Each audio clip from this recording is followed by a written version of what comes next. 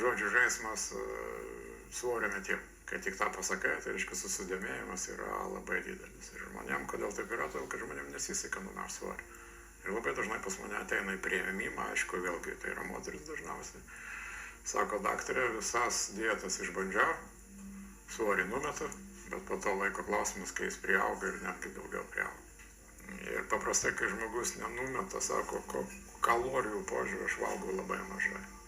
Ir kada įsinagrinėjai, ką valgo žmogus, iš tikrųjų, suskaičiuoja kalorijų ultra mažai, net gali būti žemiau 1000. O tas, kaip moteris vadinasi, gelbėjimo ratas apie bambą, jos taip vadina, reiškia, jis sako, nemažėja niekaip, nors aš sako, nieko nevalgo. Taip, kalorijų požiūrį labai mažai valgo. Bet pasižiūrėjęs kokybė, ten yra vieni angliavandeniai. Jeigu vieni angliavandeniai, pas jūs aukštas insulinas.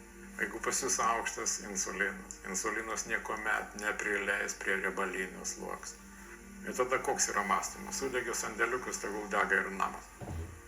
Pradėsiu nuo naujų metų, o dabar kaip tik naujų metai pradėsiu, reiškia, po atostogų dar. Ir tai pasaka be galo. Todėl, kad žmonės nenutuokia, kaip veikia, reiškia, jų kūnas, kaip veikia fiziologija, kaip veikia biochemija. Pakartosiu. Jeigu pas jūs aukštas insulinas, rekomenduoju pasidaryti visą, reiškia, angliavandenių apykaitos profilį. Tai yra gliukozė, tai yra glikuotas hemoglobinas, tai yra trigliceridai, tai yra insulinas. Pakartosiu trečią kartą, insulinas neprileis prie riebalinio sluoksnio. Jūsgi nenorit numest svorio raumenų sąskaitą. Jeigu žmogus greit numeta svorį, reiškia, jis numeta raumenų sąskaitą, kūnas darosi nebegražus, reiškia, susiraukšlėjęs, celiulitai ir taip toliau, ir vandens sąskaita.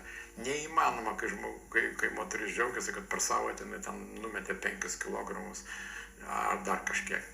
Neįmanoma numest tokio svorio per tokį trumpą laiką riebalų sąskaitą. Būtų milžiniška intoksikacijos, atsirastumėt reanimacijai. Statybinės medžiagos yra baltymas ir riebalai. Angliavandenis yra tik tai energija ir nieko daugiau. Visuomet žmonių paklausiu, kad jiems atsirastų suvokimas, apie ką čia yra kalba. Atsakykit, prašau, kas jūsų kūne sudaryta iš angliavandenio. Žmogus nesugeba atsakyti. O kodėl nesugeba atsakyti? Todėl, kad niekas. Statybinės medžiagos yra baltymas ir riebalai. Ir dažniausiai, ką aš sakiau, iki 80% žmonių vaikšto su insulino rezistencija, o tai yra antrinio tipo diabetas.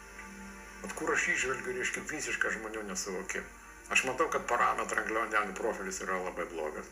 Ir sako, aš prisilaikau, reiškia, ir daktarė nesuprantu, kas su manim darosi. Sveikatos nėra, greitas nuovargis, miego noriu, pavalgiau man visiškai blogai, reiškia, norisi prigult. Žiūri angliavandenių, reiškia, profilį, ten yra visiška patologija. Ir žmogus sako, aš pusryčiam valgau avižinių dribsnių košę. Labai grubaus malimo ir dar važiavau 100 km pas kažkokį ūkininką, kad būtų super ekologiška. Juk tai sveika, taip. Toliau išgeriu natūralių sulčių stiklinį ir suvalgau pagal tarkim, ten sezoną kokius porą vaisių. Ir žiūri į mane, reiškia, ir klausia, daktarė, tai yra sveika, juk aš tave prisižiūriu. Ir aš iš tokios dietos dedu lygybės ženklą, kad žmogus suvalgė 100 gramų cukrų. Taigi aš dabar pasakysiu, valgykit, prašau, 100 gramų cukraus pusryčiam. Nu tai jūs turbūt būdamas korektiškas žmogus, man nieko nepasakytumėt. Bet daugiau pas mane tikrai nesulankytumėt ir mano konsultacijų nenorėtumėt. Supratu, kokių žmonių yra nesuvokimų. Tai yra angliavandeniai. Tai dabar panagrinėkim, kaip tas darosi. Reiškia, suvalgėt, reiškia, avižinių dribsnių košę. Labai grubaus malimo ir labai ekologiška. Jinai kraujyje tapo cukrum, gliukozė. Žmonės nebenaudoja žodžio cukrus, jie dažnas žmogus supranta pažodžiu. Aš sako, nevartoju cukrų. Angliavandeniai. Į tai iškart reaguoja insulinas. Tam, kad tą gliukozę, reiškia, nuvesti į ląstelę. Yra dar literatūra labai dažnai rašo, kad, reiškia, insulinas yra transportinis hormonas. Jis nėra transportinis hormonas. Jo funkcija yra reguliuoti aukštutinę ribą gliukozės. Jis nedalyvauja globaliai, reiškia, gliukozės apykaitoje. Jis reguliuoja tik viršutinę ribą. Apatinę ribą reguliuoja 4. Tai yra 4 hormonai. Kodėl taip gamta sukūrė? Todėl, kad anksčiau maistą reikėjo sumedžioti. Reikėjo dėti pastangų.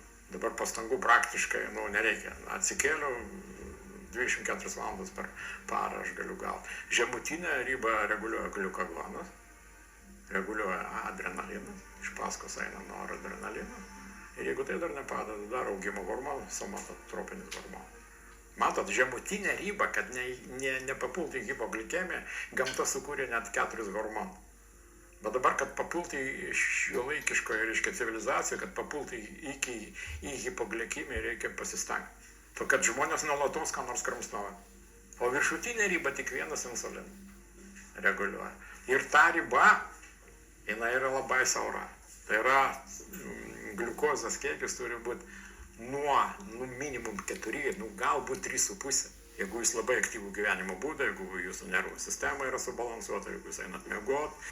Mano laikės, kai baigiau universitetą, aukso standartas buvo žemiau 5 ir aukso standartas buvo 4,77. Jeigu jūs dabar pažiūrėtumėt referensus, ten iki 6 parašyti. Tai yra kosmosas. Tai yra labai daug. Tai yra ne kraujas, o sirupas jau darys. Ir organizmas va tą labai tokią mažą ribą, pakartosiu, nuo 4 idealiai, reiškia, iki 5,5, jis ją labai saugo. Vat kada pas jūs, reiškia, cukrus yra stabilus, jūsų savijauta gera, jūs pilnas gyvybinės energijos, jūs patenkintas gyvenimu. O jeigu prasideda, reiškia, cukrus ir insulino šuoliai, prasideda pati įvairiausia patologija. Žmogus iš karto ateina su daugybė skundų, ką aš jau kaip ir minėjau. Tai va šitą viršutinę ribą, reiškia, reguliuoja insuliną.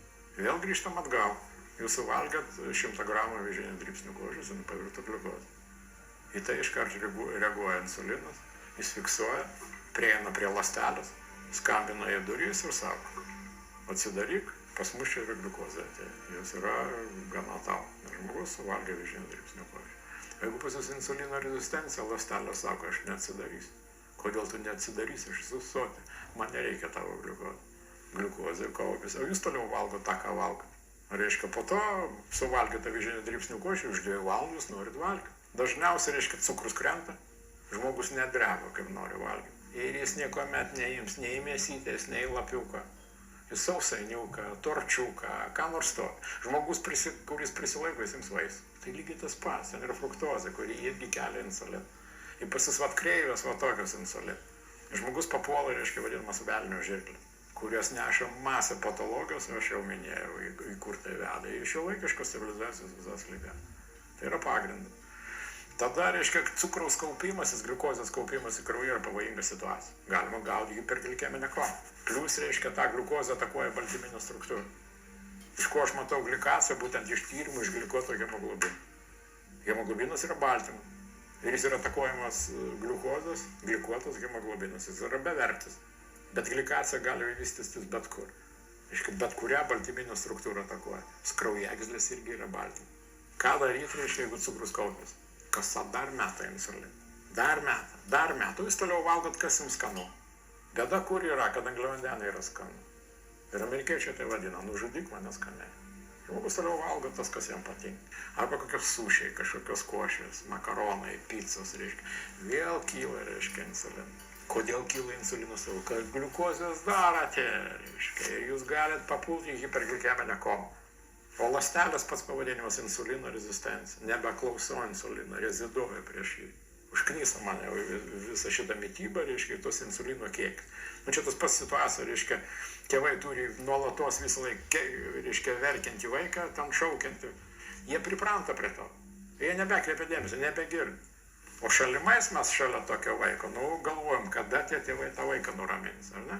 Tai vat organizmas pripranta prie tokio insulino didelio kiekio, jis jį nebereaguoja. Insulino rezistencija. Organizmas tobulą sistemą, ką aš sakiau, tai yra gamta. Jis tada visą tą gliukozę nukanalizuoja kepenį ir paverčia į riebalą. Ir tokiu būdu, reiškia, žmogus gali nei lašą negerti alkoholio, o jo diagnozė yra nealkoholinė kepenų hepatozė. Jeigu žmogus dar geria alkoholį, be abejo, procesas dar greičiau. Bet kepenys nėra sandėlis. Taip dasivaryt galima iki cirozės. Be abejo, ten bus klinikos masė.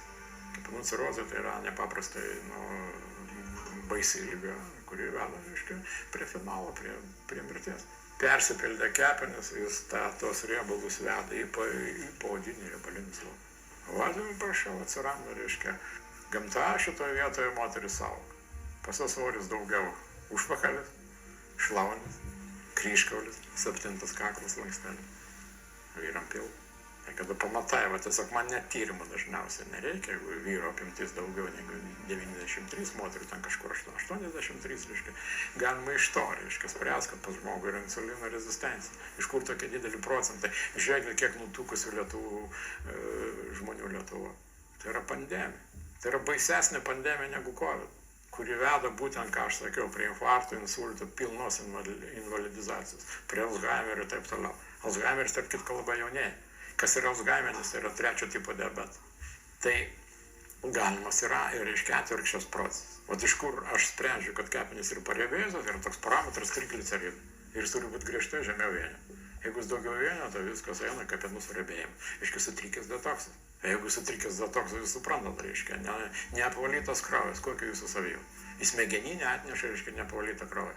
Va, jums prašau, reiškia, nervingumas, nuotaikų kaita, va, jums panikos priepuoliai. Nu, vienas iš mechanizmų. Arba negeria vandens. Visuomet paklausiu, reiškia, koks riebiausias žmogaus organas. O žmonės dabar jau atsako. Smegenys. Smegenys yra riebalai ir vanduo, jūs negeriat vandenį. Ką daryti, reiškia, subalansuoti dietą. Ta prasme, mažinti angliavandenį. Ir visuomet, reiškia, yra žmonių tipas, kuris sako, daktarė, padarysiu viską. Bet aš matau baisus rodikliai. Daleiskim, glikotas hemoglobinas yra 6. Iš esmės tai jau antrinio tipo diabetas. Žmogus jaučiasi tragiškai. Jisai, tarp kitko dar noriu pasakyti, nebūtinai, asociacija visuomet, kad su insulino rezistencija arba antrinio tipo diabetu žmogus turi būti nutukęs, ką aš ir dabar sakiau. Nebūtinai. Galima būti mano, jūsų sudėjimo, reiškia, o visi vidaus organai suriebėja. Galima būti grakščia. Arba, reiškia, daugmaž žmogus su rūbais jis atrodo visiškai gerai. Nepasakytum, kai jis yra nutukęs. Bet kai jeigu jūs nusireks, pamatysit, čia tas, kaip moteris vadina, gelbėjimo ratas, celiulitai moterim, visos odos problemos, tam daugybė problemų. Nutukę organai, jie negali veikti, jie suspausti riebalų. Plius, reiškia, riebalinis sluoksnis yra prouždegiminis sluoksnis. Tai vėlgi yra hormonai, čia vystosi estrogenai, ten vėl kita daina, reiškia, estrogeno dominavimas, leptinas. Irgi čia gaminasi hormonas leptinas, kuris mažina, reiškia, mūsų apetitą mažina, kad stop žmogui jau tu esi sotus pavalgyti. Būtent leptiną. Irgi tokiam žmonėm paraleliai eina visuomet leptino rezistencija. Ta prasme, vėlgi, ką aš sakiau, reiškia, jisai slopina tą žmogų. O žmogus, reiškia, valgo ir valgo angliavandenius. Nes vėlgi, jeigu jūs suvalgėt angliavandenius, visuomet savo anamnezę klausiu, kiek kartų jūs per dieną valgo. O žmogus sako 3. Visuomet, kur aš gaudau, sakau, papasakokit, prašau, ką jūs daro tarp pusryčių ir pietų. Žmogus net nefiksuoja, kad tai jisai valgo. Sako, nu kaip ir nieko, sakau, kavą gerit, geriau, ką prikavos, sausainiukas. Labą dieną, taigi vėl insulino. Toliau klausimas, reiškia, ką jūs daro tarp pietų ir vakarienės. Lygiai tas pats, vaisius suvalgo. O dar, reiškia, džiovintus vaisius, kur yra super koncentratas cukrų. Ir šitą pasakau, vad jūs man tarp pusryčių ir pietų ir vakarienės nieko neįkišti. Ne dėl to, kad aš kažko tai laikausi, man jokio poreikio nėra. Jeigu, tarkim, man daug darbo, aš užmirščiau pietus, žiūriu, jau praėjo vakaras, ne, pietų nevalgiai, bet tu komfortiškai judėsi. Kodėl? Todėl, kad aš minėjau pokalbio pradžioje, nutrientais gausus maistas. Tai yra kiek 100 kalorijų yra nutrientų, pakartosiu. Baltymai, riebalai, tai yra statybinės medžiagos, Mendelėjevo lentelė, viso mikroelementų, vitaminai tirpus riebaluose, vitaminai tirpus vandenį. Vat kada tu tą viską gauni, ląstelė rami, jinai turi resursų. Tokiam žmonėm, reiškia, ir badavimas praeina gana lengvai. Arba protarpinis, manęs dažnai klausia, kaip su protarpiniu badavimu. Taip, tai yra super dalykai. Bet jūsų neturi būti tiek deficitų. Nes jeigu jūs dar tą taikot pas jūs ir taip, reiškia, kaip jūs, tarkim, atstatysit baltymą. Nu, niekaip jūs negalite, reiškia, atstatyti baltymą.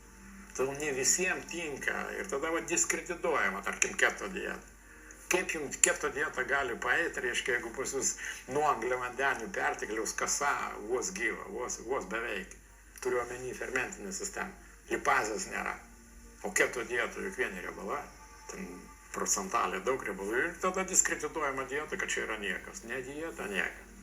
Jūsų organizmas jis nepaveža to, tam viskam reikia pasiruošti. Vėlgi, jeigu aš matau labai blogi tyrimai, žmogui viską tą paaiškinu. Kalbu apie angliavandenių profilius. Labai aukštas cukrus, milžiniškas insulinas, kuris yra hormonas, reiškia, dominatorius. Mes be insulino gyventi negalime. Tai yra vitalinis hormonas. Reiškia, jeigu nebėra insulino, pirminio tipo diabetas. Bet jeigu jis pradeda dominuoti, jis tampa hormonų dominatorium, jis išreguliuoja visą žmogaus, ypač tas moteris liečia hormoninę sistemą. Ką reikia daryti, jeigu žmogus, reiškia, yra valingas ir man pasako, man arba viskas, arba nieko. Aš noriu greitai. Tai sakau, eikit tada į ketų. Jeigu dar pažiūri parametrus, pareguliuoti juos, galima į ketų. Bet čia ypač šalininkas niekuomet nesu šalininkas kraštutinumų, geriau tokia europinis variantas, low carb, high fat. Mažiau angliavandenių, daugiau riebalų, jūs turite būti sotus. O žiūrėkit, jeigu suvalgysite avižinę dribsnių košę, jūs norite iš 2 valandų valgyti. Aš suvalgysiu kiaušinienę, kad ir iš 4 kiaušinių. Nesvarbu, visuomet pasakau, neužtenka 2 kiaušinių, valgykit 4, bet bedon, tepkis sviestu kiek nori. Jūs laisvai sulausite pietų. Bus normalus fiziologinis alkis. Ir lygiai tas pats, reiškia, jeigu aš noriu gerus pietus suvalgysiu, lygiai taip pat sulauksiu vakarėje. Low carb, high fat. Mažiau angliavandenių, daugiau riebalų. Mano principas, mano asmeninis. Angliavandenių pas mane dietoje mažai. Ir principas aš jį turiu užsidirbti. Vat aš jums sakiau, kad aš kaitoju, norėskim, vat šituo metu dažnai Egipte būti. Pusryčiai mano griežtai baltyminė riebalinė. Arba dabar namuose aš valgau džiugų sūrį, sviestą ky, kokoso aliejų, riešutukai kažkokiu tai tam, tai vienokio, kitokio, nedaug, nes tai yra sunkiai virškinamas maistas, jas geriausiai reiškia mirkėti. Džiugų sūris ten nėra, reiškia, kuo daugiau mėnesių fermentacija, nebėra gliukozės. Vat griežtai baltyminis riebalinė. Toliau daleiskim, jeigu aš kaitoju, aš jūrai prabūnu 1,5–2 valandos, tai aš išlendu, aš net drebu kaip noriu valgyti, nes daug energijos išnaudoju, ne? Aš leidžiu savo suvalgyti picą, bet aš vėl lendu į vandenį. Dar padarau, reiškia, 2 sesijas. Aš sudeginu tą gliukozę. O vakare žuvis daržovės, viską. Pas mane, reiškia, angliavandenį aš vieną dieną tik per pietus turiu ir tai, reiškia, aš jį užsidirbu. Pradėkit įdėti. Jeigu visuomet sakau, reiškia, jeigu sargat, atsakykit jūs patys savo. 2 klausimai kertiniai. Žmogaus esi atsakyk pats savo, kodėl tu sargi. Žmogus žino, ką daro, ne taip. Valgau bet kaip, bet ką, bet kada.